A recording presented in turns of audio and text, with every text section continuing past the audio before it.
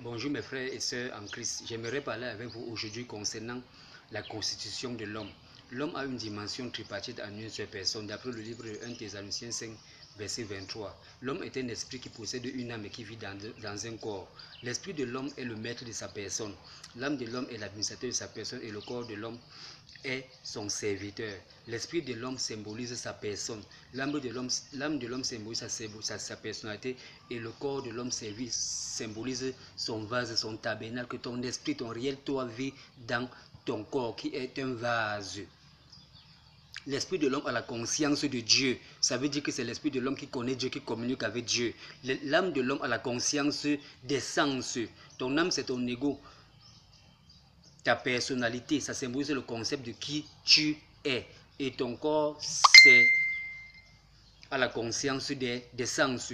Pour qu'il puisse avoir de l'harmonie entre ton esprit et ton corps physique, Dieu a donc donné à l'homme ce qu'on appelle l'âme pour réguler les deux règnes, pour réguler à la fois le règne spirituel dans lequel ton esprit vit et le règne naturel dans lequel ton corps physique vit.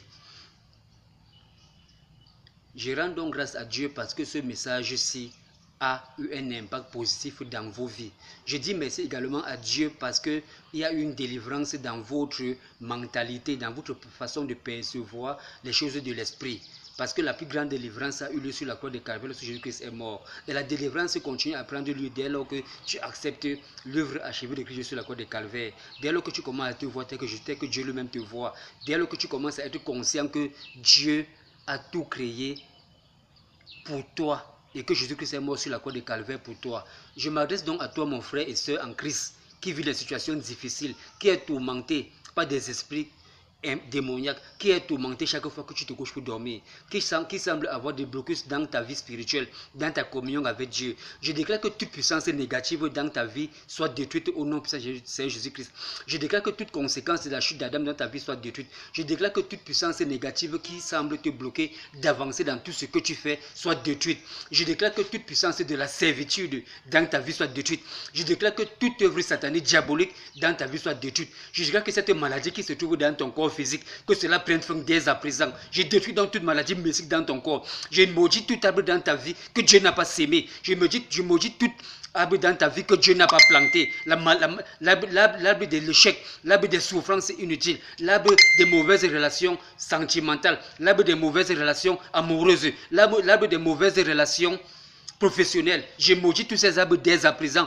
Je maudis tout arbre dans ta vie qui ne produit pas de fruits, des fruits tels que Dieu n'a pas plantés, tels que la pauvreté financière, la pauvreté spirituelle, tels que des maladies sur maladies, tels que l'échec sur échec. Je déclare que tout cela prenne feu dans ta vie dès à présent au nom puissant de Jésus-Christ.